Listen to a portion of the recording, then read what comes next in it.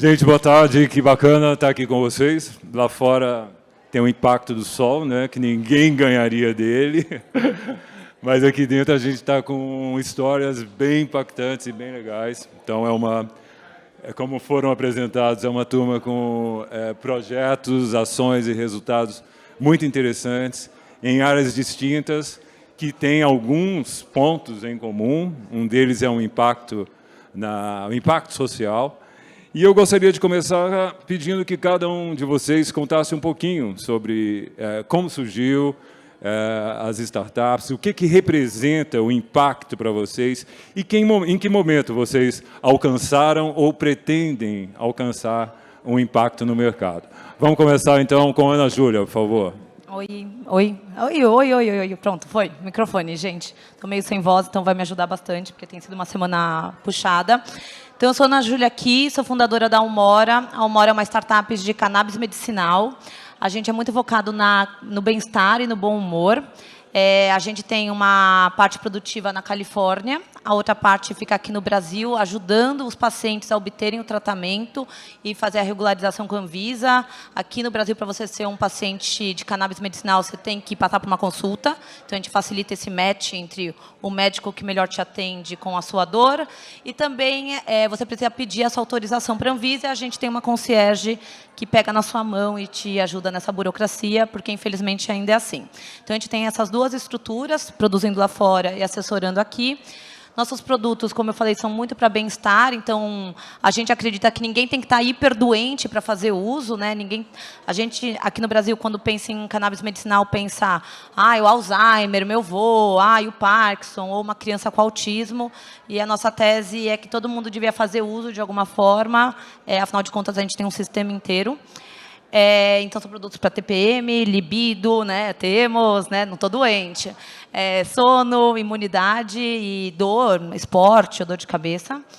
E, bem, o impacto na cannabis medicinal, gente, eu falo que, assim, bastou ser cannabis para a gente falar de impacto, porque é um assunto que tem muito tabu, muito preconceito, e ele tem vários danos, né, sociais, do racismo, do preconceito por causa desse proibicionismo. Então, para mim, basta estar no segmento que já é alguma coisa de impacto. Só de trazer a palavra da cannabis aqui, pregar para vocês hoje, já me faz pensar nisso, porque a gente traz, assim, para mim, 4 maneiras de ver o impacto da cannabis no mundo. Então, tem a questão ambiental, a cannabis é uma planta, a maconha, né, que pode ajudar muito na redução de CO2, na captura, é uma planta que captura muito. Eu sei que eu não estou nesse segmento, mas ao defender essa palavra aí maravilhosa, a gente está pondo esse assunto na roda. É uma matéria-prima que serve para concreto, para plástico, para alimento, para ômega 3, ômega 6. Então, falar de maconha, colocar cannabis pensar numa outra modalidade, uma alternativa ao fóssil. Então, a gente já carrega isso. A cannabis também, como eu falei, traz essa questão toda social de quem foi preso, por que existe um proibicionismo, qual que é a agenda oculta que houve, racial e racista aqui no Ocidente para proibir. Então, quando a gente está aqui readequando, permitindo trazer a palavra, né, parece muito a igreja da maconha, né, aqui, mas é que eu acredito, eu sinto esse poder. Mas quando a gente fala muito disso, a gente tem que defrontar. Eu sou uma mulher branca com privilégios e eu estou ganhando dinheiro vendendo maconha. Então, eu tenho que também entender qual que é o impacto que eu gero ao representar isso e o que eu tenho que reparar. Também na questão política, né, a gente está, de alguma forma, impactando leis, mudando.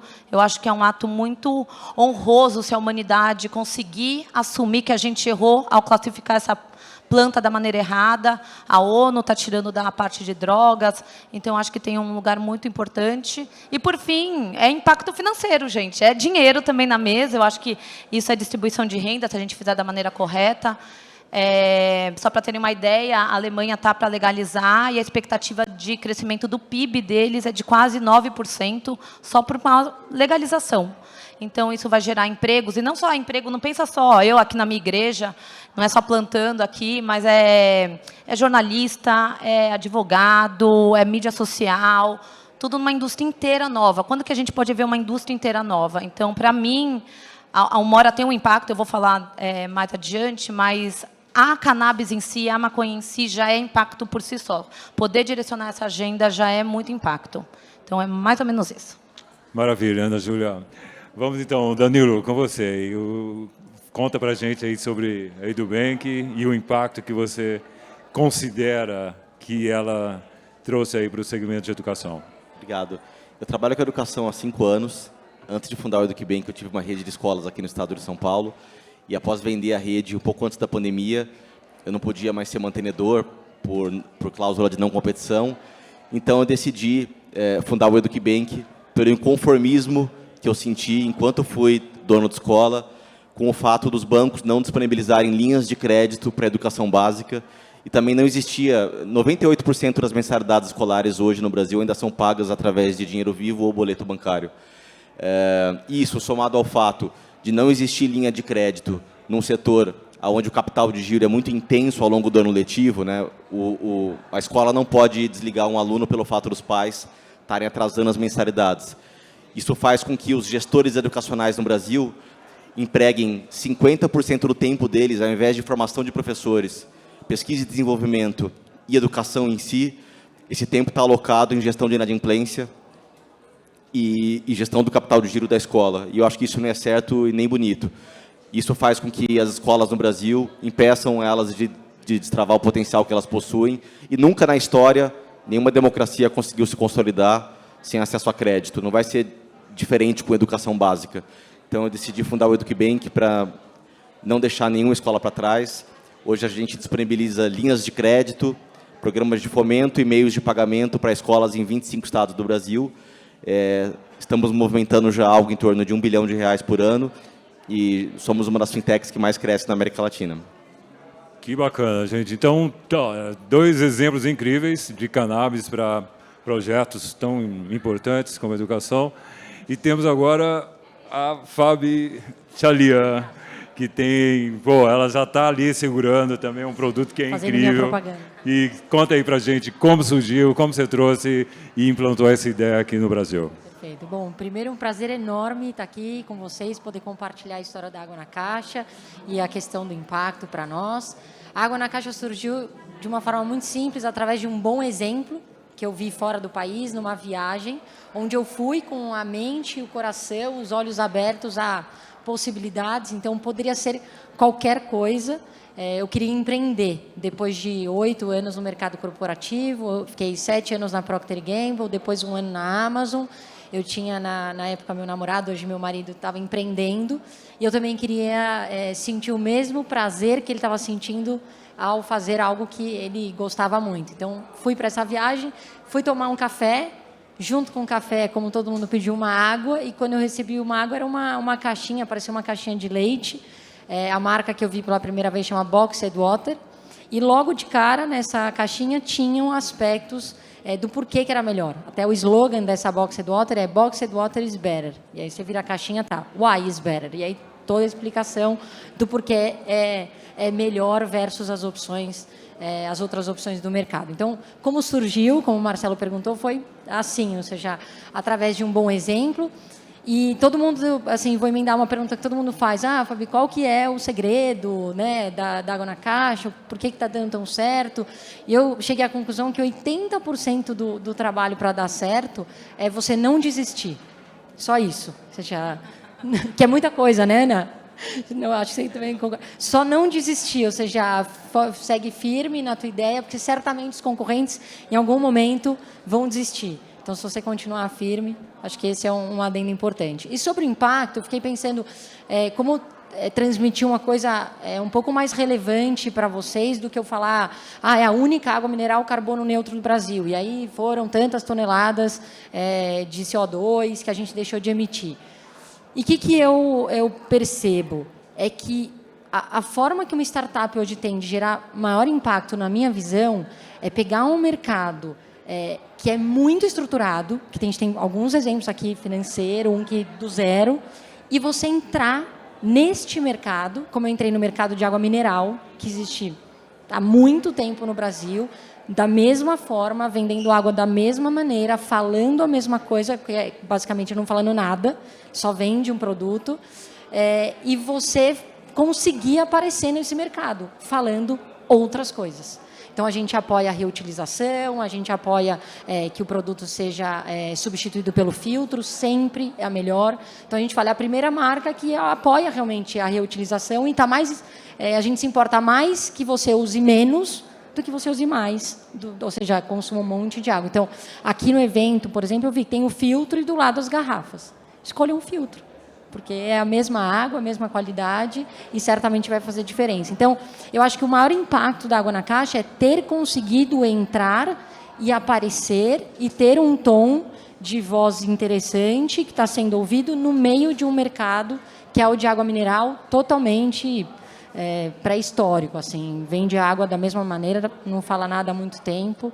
Então, acho que esse é o maior impacto, fora todas as outras coisas que está escrito na caixinha em relação à sustentabilidade. Tá bom? Muito bem, fantástico. Então, Raquel, com você agora. A Raquel é uma doutora, chegou de um congresso em João Pessoa ontem, diretamente aqui para o Memorial, e tem essa startup incrível que ela vai contar aqui para a gente, que é na área de saúde, um projeto muito interessante, unindo um quiz, conhecimento, game, enfim, com você, Raquel, por favor. Bom, primeiro, obrigada por estar aqui. Eu me sinto um pouquinho ET aqui, né? Médica, né? Todo mundo foi se sentiu assim no começo. E, enfim, eu tô e também um pouquinho ET porque realmente a Curar, ela é uma startup bebê, assim, ela está praticamente gestando ainda. O que é a Curar? A Curar é uma rede de saúde, rede social em saúde, né? E que qualquer pessoa, não precisa ser profissional de saúde, aliás, melhor se não for, pode compartilhar suas experiências de saúde, seu conhecimento em saúde, e a gente estimula para que esses conhecimentos virem uma jornada gamificada para que as pessoas acessem isso gratuitamente e sejam bonificadas e premiadas pelo conhecimento.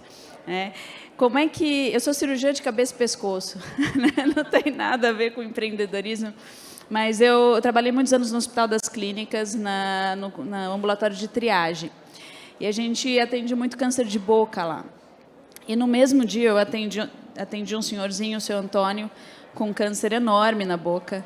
Ele já fazia 1 ano que estava com uma feridinha na boca que foi crescendo, tentou um monte de remédio caseiro e nada resolvia, até que quando a esposa já não conseguia mais dormir no mesmo cômodo que ele, por causa do odor que saía daquela massa enorme na boca, ele resolveu procurar por um serviço de saúde, demorou um tempão e chegou para a gente com um tumor de 10 centímetros na boca. E aí, no mesmo dia, eu atendi o seu Pedro, um senhorzinho que chegou com o mesmo problema, mas com uma feridinha de menos de 1 centímetro na boca. E a diferença entre eles é que o seu Pedro tinha um amigo no bar. E esse amigo no bar já tinha tido câncer de boca. E falou para ele, olha, isso pode ser câncer de boca, se você deixar crescer, isso vai ser um problema para você. E ele deu as orientações de onde procurar, enfim. Bom, eu não preciso dizer que o seu Pedro sobreviveu, o seu Antônio não. O seu Antônio sofreu muito, teve muitas sequelas. Seu Pedro não só ficou muito bem, foi tratado, custou muito menos para o SUS, né? E eu falei, puxa vida, eu quero que esse amigo do bar esteja onipresente, né? E a Curar busca ser esse amigo do bar, né? Essa pessoa em que você confia, que entende a sua realidade, como nenhum profissional de saúde vai entender, que o que ele fala é confiável, porque na plataforma a gente vai ter curadoria, então todo o conhecimento ele é revisto por profissionais de saúde antes de ser liberado, anti-fake news e desinformação. E aí que a gente, principalmente para as pessoas de alta vulnerabilidade social, para que elas tenham um estímulo a mais a se informarem, né? Então, traz o benefício futuro da saúde para o presente, dando brindes de baixo custo, mas que ajudam a manter a saúde. Então, escova de dente, fralda, produtos de higiene, enfim. Então, esse é o impacto que a gente quer causar. Fantástico, é incrível, realmente, parabéns, uma super iniciativa, primeiro, muito inovadora, né, em todos os aspectos, é um insight muito, socialmente ele é incrível, realmente Enfim, que vocês tenham muito sucesso com essa iniciativa. Continuando, Ana Júlia, você falou já de questões ambientais, um pouco de regulamentação envolvendo o mercado da cannabis, mas eu gostaria que a gente falasse um pouco de, digamos, da atuação das startups de vocês nas respectivas cadeias produtivas, tá? No que é pertinente a cada uma delas, né? Primeiro também, como que foi entrar nesse segmento? Queria que você falasse um pouco de barreiras de entrada, foi fácil, foi difícil, como que isso mexeu com o mercado de cannabis aqui no Brasil. Hoje, não sei se vocês viram, houve uma matéria que é manchete da Folha de São Paulo sobre esse tema, em relação a uma pesquisa, né?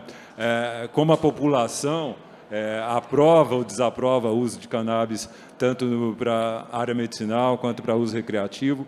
Ou seja, você tem muitos elementos em torno de uma startup que faz esse impacto aí no segmento. Conta para a gente um pouco sobre isso, por favor. Bem, muito regulatório, melhor amiga da Anvisa agora, né? Muito desafio, mas ao mesmo tempo, assim, Marcelo, hoje tem 580 marcas de cannabis medicinal no Brasil. E eu pergunto assim, vocês sabem o nome de uma? E não sabem. Porque uma hora, obrigada, sabem, é o melhor, eu adorei. Muito porque é visto esse empoderamento mais próximo ao médico do que ao paciente. E também porque não tem essas marcas que falam de fato e conectam. Então, eu gostei desse papo que a Fabi trouxe, porque você está perguntando de cadeia produtiva e tudo mais. Assim, como me tornar diferente? Como fazer essa ponte que é tão difícil, é tão regulatório e tudo mais. Então, educação, eu acho que é 001, é educar. Por que a gente é diferente? Por que a gente está do seu lado? O que a gente agrega e quebra de tabu? Vamos dar argumentos para vocês levarem aí na mesa de jantar para a família, assim, é ótimo.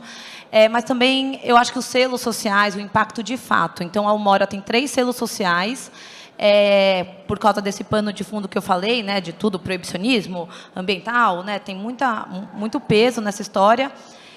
E para também ter mais ponte com a Anvisa. Então, para a gente mostrar que é uma marca do bem, não só para proporcionando a saúde, né, porque a gente está tratando como medicina de fato, mas também ter um argumento de diferencial. Então, a gente tem cashback social, a gente dá 1% do nosso faturamento para 2 associações. Uma é a Teresas, que são mulheres egressas do sistema carcerário. Então, 40% das mulheres que estão presas foram porque estavam guardando drogas para os maridos. Uma prisão do amor ali, é muito triste. Então, é uma maneira de reintroduzir elas. Então, a gente dá esse cashback. Ou para a Cultive. A Cultive é uma associação da Cidinha. A Cidinha é a mãe da Clarion. É um ato civil. Essa mulher traficou quase, assim, né, droga para fazer o remédio para a filha. E a Clarion tem síndrome de Dravet, assim, ela tinha convulsões de 1 hora, durava a convulsão dela. E hoje ela não tem mais episódios, e ela tinha 3 anos de vida pela frente, ela hoje é uma adolescente, ela flerta, é muito linda, assim, tudo mais. E foi um ato civil, social, e a gente quer apoiar. E a Cidinha tem uma ONG, distribui gratuitamente para pessoas de baixa renda, então a gente está junto nisso. É um impacto que a gente realmente colabora. A gente tem a compensação de carbono, porque você falou, como que é montar uma empresa? Eu estou montando uma empresa na Califórnia, porque aqui eu não consigo plantar. Então, para montar na Califórnia e atender um paciente brasileiro, eu tenho que trazer um frete aéreo. E todo o frete aéreo vem queimando um querosene aeronáutico e eu venho furando a camada de ozônio, então a gente compensa isso, porque o regulatório ainda está muito impossível de poder plantar ou elaborar ou formular aqui no Brasil. E, por fim, a gente também tem um selo que devia ser estándar do mercado, que é o selo Eu Reciclo, né? Que é compensar uma embalagem similar ao que a gente gera, pagando o coletor, né, que está na rua aí pegando para a gente. Então, é uma maneira, assim, tanto de criar vínculo com a Anvisa, de mostrar que a gente é diferente, não só dando medicamento, né, ajudando as pessoas nessa cura, mas, de fato, compensando todo esse impacto que é gerado, tanto negativo pela questão social ou pela questão do CO2 que a gente gera. Então, é um pouco dessa historinha. Muito bom.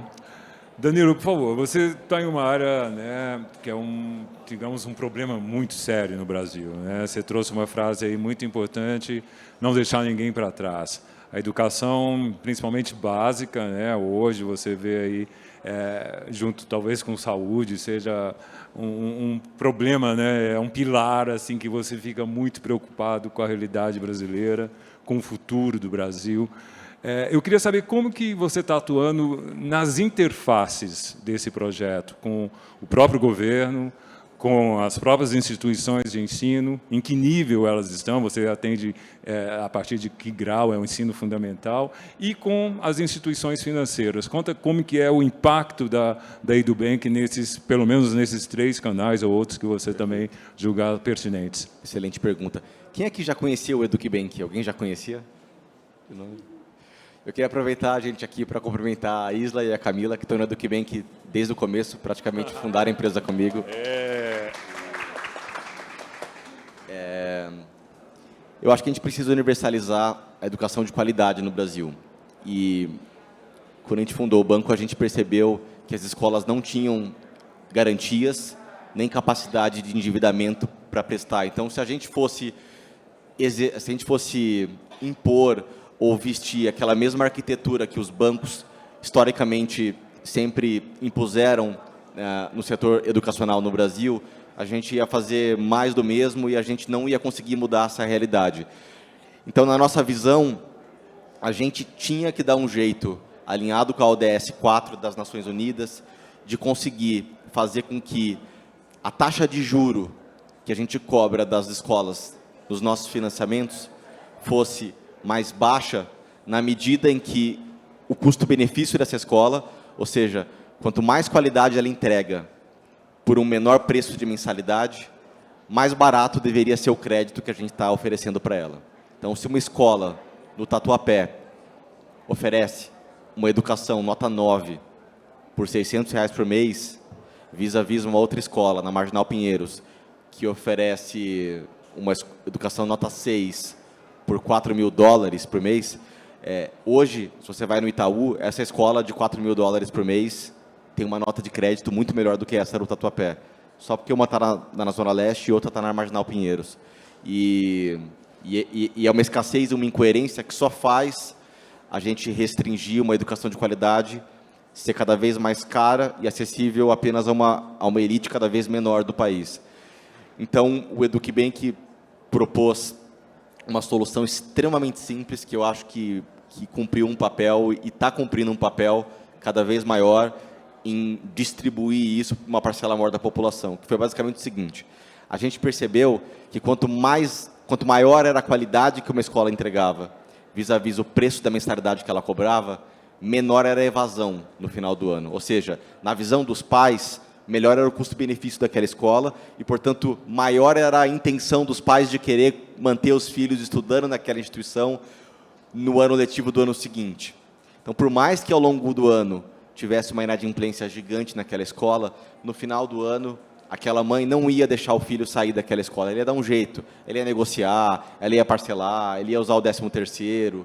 Muitos pais são comerciantes, o Natal no final do ano é muito forte no comércio no Brasil, e então a gente percebeu que ali tinha uma grande oportunidade. E por isso, no EducBank, a taxa que a gente cobra da escola, né, Camis, que trabalha no nosso financeiro, é definida como o principal indicador que faz a gente definir a taxa que a gente vai cobrar da escola é a evasão de final do ano. A gente não exige fazenda de garantia, imóvel, aval, fiança, a gente não endivida. Qualquer escola no Brasil, a gente tem escolas na periferia do Rio de Janeiro, que a gente tem que pedir autorização para subir, a mesmo o Colégio Palmares, aqui perto. Então, escolas da classe AAA, a mesmo escolas que atendem a base da pirâmide do Brasil. Toda e qualquer escola vai ser igualmente bem recebida no Brasil. E se você tiver um trabalho sério e um comprovado histórico de comprometimento com a sua comunidade escolar, o EducBank vai ser uma embaixada para a sua escola e a gente não vai deixá-la para trás. Óbvio que a taxa que a gente cobra dessa escola é a principal arma que a gente tem para forçar com que a escola tenha um incentivo cada vez maior de reduzir preço ou aumentar a qualidade que ela entrega. Porque aí mais acesso a crédito e em melhores condições ela vai ter com o EducBank. Como hoje os grandes bancos não têm linhas de crédito dedicadas para a educação básica, o EducBank e outras firmas inspiradas no nosso modelo que surgiram depois da gente aparecer, e eu acho que isso cumpre um papel, eu vejo com bons olhos, né? Acho que concorrência em mercados endereçáveis muito grandes ajuda a gente a educar o mercado. Então, eu acho que isso está forçando as escolas a terem que olhar para dentro e repensar a sua imagem institucional, na medida em que, se ela não fizer isso, a escola do outro lado da rua vai fazer, e se a escola do outro lado da rua tiver tendo acesso a crédito com a gente e ela não, ela vai estar numa posição competitiva desfavorável. Então, isso está fazendo as escolas no Brasil saírem da zona de conforto, no bom sentido, e isso é muito bom. E eu acho que os grandes bancos estão começando a entender que a gente está fazendo um grande papel, que dentro da grande estrutura deles ia demorar mais tempo e ia ser mais difícil. Uma prova disso, a gente acabou de captar uma debenture, deu um trabalhão, né, Cami? O Banco Itaú acabou de coordenar e liderar uma debenture, um investimento de 70 milhões de reais que a gente recebeu agora, 3 semanas atrás, no EducBank. E eu acho que o próprio Itaú está investindo no EducBank, é um indicativo de que algum botãozinho a gente está apertando ali. Com certeza. Eu acho que, assim, poxa, acho que é um papel, né? Acho que de todas as empresas. Já pensou se cada empresa no Brasil tivesse essa preocupação de fazer uma contribuição para não haver ou diminuir a evasão escolar? Tanto que isso ia mudar, né, a nossa realidade. Acho que você falou isso só dos bancos, sim, mas imagina, acho que é um papel até social, né, de cidadania mesmo. Acho que é uma meta muito, muito interessante, diminuir essa evasão escolar, que é um problema seríssimo e a gente vai contribuir muito para o Brasil. Fabi, a Ana Júlia trouxe aí o exemplo das presidiárias, que é muito bonito ver, né? O Danilo trouxe agora toda, né, essa preocupação com a evasão escolar. Na Água na Caixa, como que você tem algum também trabalho social? E, além disso, eu gostaria de saber, desde que vocês começaram, como que foi esse impacto da Água na Caixa, vamos supor, seja na própria indústria de papelão, com coletores de reciclável, o que mudou? O que você acha que já houve de impacto nesse período em que a Água na Caixa está aqui no Brasil? Perfeito, vamos lá.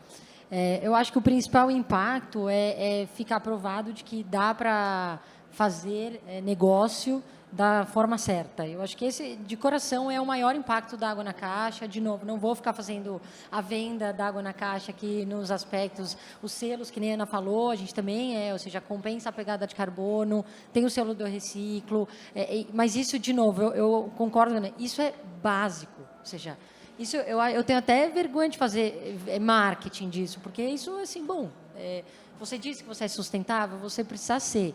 Quem não precisa falar. Sabe, eu gosto muito de você trazer o que a gente aprende em casa com os nossos pais para a empresa. Então, minha mãe fala, é muito chato você chegar num lugar e ficar falando de você. Ah, eu sou isso, eu sou aquilo. Você não vai fazer amizade nenhuma. Ela falava assim, você tem que ouvir as pessoas querem conversar, trocar. E eu sempre falava muito, não conseguia, não sabia ouvir as pessoas. Eu trago isso para a Água na Caixa e eu acho que esse será o maior impacto da Água na Caixa, certamente, num futuro breve. Ou seja, a gente está até revendo, por exemplo, métricas das nossas redes sociais. Recentemente, a gente trouxe uma pessoa que entende muito de redes sociais para dentro da empresa. E ela propôs uma série de mudanças. Dentre essas mudanças, e na maior das boas intenções, porque ela veio de um mercado que ensinou um monte de coisas para ela. Olha, o foco é na métrica de engajamento, né? Como estão as métricas de engajamento, as métricas de seguidor e as métricas, eram 3 pontos lá. E aí eu falei assim, tá, mas onde é que é medido as mensagens que a gente recebe no direct, quando eu reposto, e eu convido todo mundo a seguir a Água na Caixa para ver os stories das pessoas que nos marcam e como a gente responde. Porque o que a gente faz? A gente entra no perfil da pessoa, vê se a pessoa fez aniversário, está se formando, está passando por uma situação difícil. Ou seja, a gente identifica o momento que a pessoa está vivendo e conversa com ela sobre o assunto sobre o que ela está vivendo naquele momento. E aí ela virou para mim e falou assim, não, Fabi, mas é muito chato para quem está vendo os stories da marca, ficar sabendo da vida da Ana, da vida de qualquer pessoa. Aí eu falei, mas olha, honestamente, quem é que vê stories de marca, de indústria? Ou seja, eu não vejo. Eu nem sigo, porque eu quero ver meus amigos, minha família, passar tempo. Então, eu falei, para que serve, no caso da Água na Caixa, um repost? Qual é o impacto social que a Água na Caixa eu quero que seja o maior de todos, além dos aspectos naturais de sustentabilidade? Essa atenção para o consumidor, ou seja, esse carinho de um consumidor. A gente quer quebrar todas as regras relacionadas a métricas de redes sociais, porque é o que a indústria determinou que é o que vale, e o que a gente tem visto por vários exemplos que vocês estão na indústria conhecem melhor do que eu, mas que fazem de tudo para que as métricas subam, mas no fim esse tudo é nada, assim, se você for pensar, não está sendo feito alguma coisa realmente que impacte o consumidor. E eu vim de uma indústria que é a P&G, que fala assim, a gente quer impactar a vida do consumidor todos os dias para tornar ela melhor. E aquilo ficava escrito na parede, eu não julgo eles, mas assim, na prática, como é que a vida está sendo melhor dos consumidores de todas as indústrias? Eu estou usando a P&G porque eu estava lá, mas eu garanto que as pessoas que conversam com a Água na Caixa se sentem melhor pelo simples fato de alguém viu elas, alguém ouviu elas. Então, isso é o que eu tenho como espírito, né? Isso é o que eu tenho dentro de mim, do que eu acredito.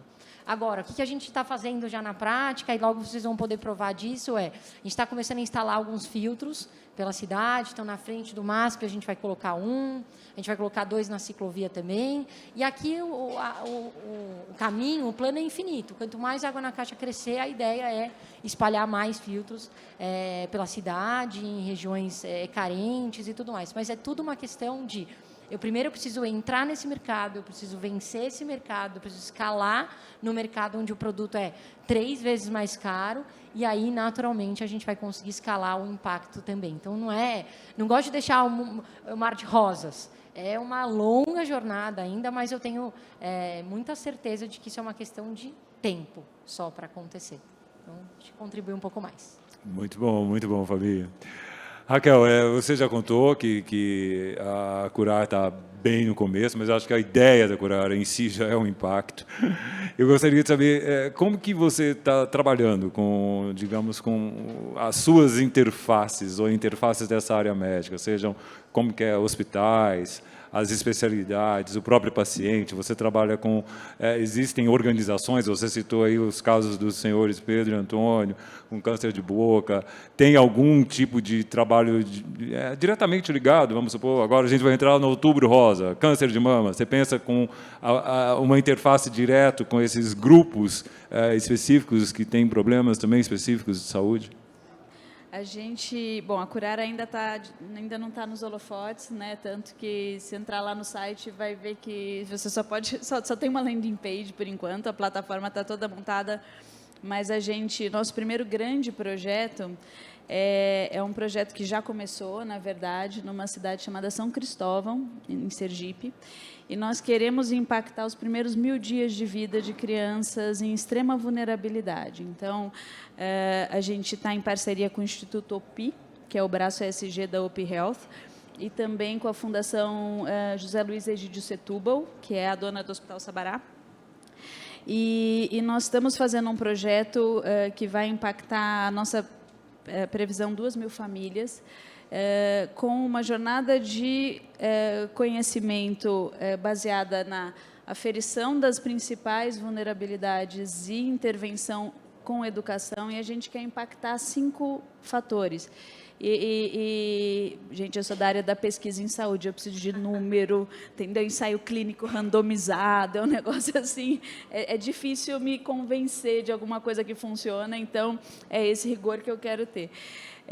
A gente quer impactar número de consultas em pré-natal, taxa de sucesso na amamentação, taxa de obesidade e desnutrição das crianças, taxa de vacinação completa e o uso adequado dos recursos de saúde. Esse último foi a prefeitura que nos pediu.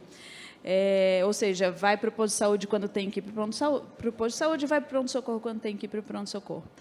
E a gente quer, inclusive, com essas métricas, assim, medindo qual o impacto que a gente exerce nesses 5 determinantes. A gente sabe que assim, essa fase da vida é uma fase de maior riqueza, crescimento cognitivo e potencial dessas crianças, né? Então, os adultos produtivos que elas serão dependem demais dessa fase. E existem estudos que falam do retorno sobre o investimento nessa fase, né? Inclusive estudos brasileiros. O INSPER, por exemplo, tem uma cadeira só de estudos do impacto financeiro de se investir na primeiríssima infância, que é essa fase.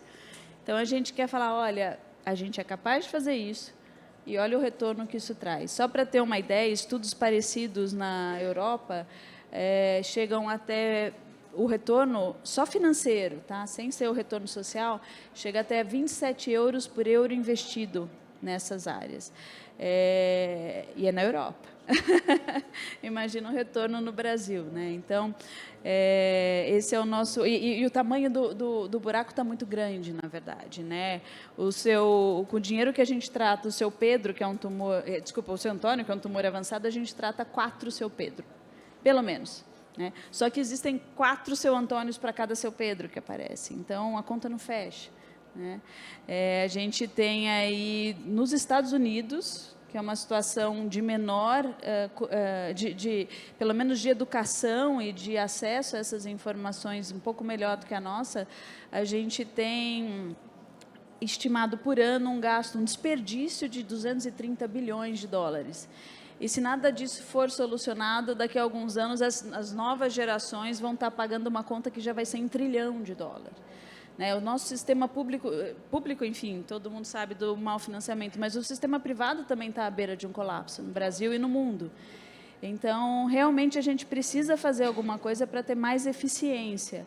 E a Organização Mundial de Saúde já falou que iniciativas como isso, que são, na verdade, o que a gente chama de promoção de letramento em saúde, são provavelmente o único e melhor caminho para a gente diminuir desigualdades no acesso à saúde. Então, é isso que a Curar tenta, melhorar o acesso à saúde. Muito bom. Gente, a gente está quase chegando ao final. Eu gostaria de saber se alguém teria alguma pergunta. Caso não, eu tenho. Então, ótimo. Por favor, fique à vontade. Uma pergunta, se quer usar o microfone.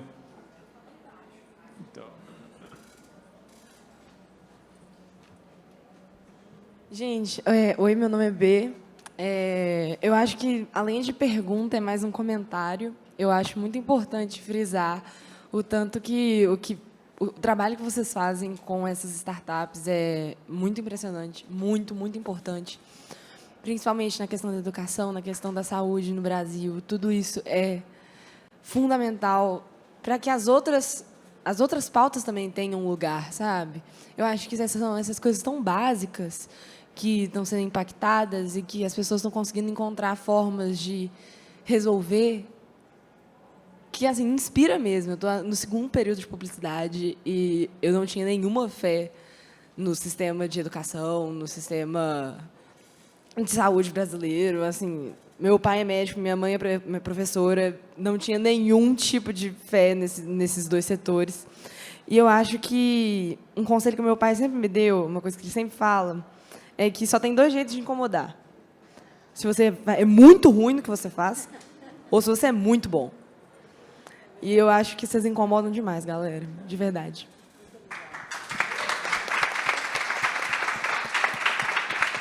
Obrigado. Mais alguém gostaria de fazer alguma pergunta? Bom, então, só para fechar aí, a gente está com 2 minutos, bem sinteticamente. A minha pergunta é, vocês têm um impactômetro? Como vocês medem o impacto do trabalho de vocês? Bem, gente feliz, né? Gente feliz, todo mundo tem um sistema endocannabinoide dentro de si, então todo mundo devia estar usando cannabis, sim. A gente produz uma molécula igual, e então, para mim, quanto mais gente estiver usando cannabis e se suplementando, porque, afinal de contas, a gente não consegue fazer uso, é isso, é mais sorriso no rosto, menos gente reclamando, mais leve, é easy going, é uma métrica sutil, é bom humor. Maravilha. Danilo, Eduque Bank, como vocês medem o impacto? A gente tem uma meta. Opa, qual é? Conta para gente. Até 2025, o Eduque Bank está apoiando 10 mil escolas brasileiras ao mesmo tempo. Fantástico, parabéns. Ainda tem bastante, é muito ainda pouco tem bastante tempo, chão. hein? São só 300. Parabéns, maravilha. Fabi Tchalian, como você mede o impacto da água na caixa? A gente, de forma muito simples, a gente tem uma questão de 3 milhões, é a meta também. A gente quer que 3 milhões de garrafinhas se tornem caixinhas, essa é a primeira meta. E a segunda meta é que essas 3 milhões de caixinhas virem filtros. Né? Ou seja, a gente, um dia a gente quer que não existam mais necessidade de ter a caixa. E aí todo mundo fala assim, mas e aí, água na caixa? Fiquem tranquilos, eu vou estar fazendo outra coisa. Ou seja, ideias não faltam dentro de uma mente criativa. Então, a grande meta da água na caixa é onde tem um invase de água, um dia substituir por filtro. Esse é o final. Fantástico. Raquel, você, como você falou vários números aí, eu já achei incrível, né? A cabeça do médico com pesquisas e várias amostras, digamos assim. Mas como você preveria, ou como você imagina que poderia medir o impacto de uma startup como a Curar? Eu quero que ninguém mais sofra procurando alguma informação de saúde no Google. Dr. Google já era. Gente, é isso aí, a gente conseguiu, olha, isso é que é impacto, né? Conseguimos fechar o painel antes do tempo. Obrigado aí pela presença de todos, obrigado a vocês, parabéns aí pelo trabalho e um ótimo restante de festival aí para todo mundo. Obrigado, até mais.